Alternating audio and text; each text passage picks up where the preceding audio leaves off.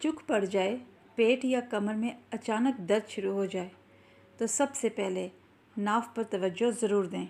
नाफ को कतई नज़रअंदाज नहीं करें, हो सकता है नाफ उतर गई हो। अब आप घर पर मौजूद हैं और अगर आपकी नाफ उतर चुकी है तो नाफ को ठीक करने के 4 आसान स्टेप्स हैं जो आप घर पर ख़ुद भी कर सकते हैं। पहला, पेट को नाफ के नीचे से ऊपर की तरफ उठाकर 10 गहरे सांस लें।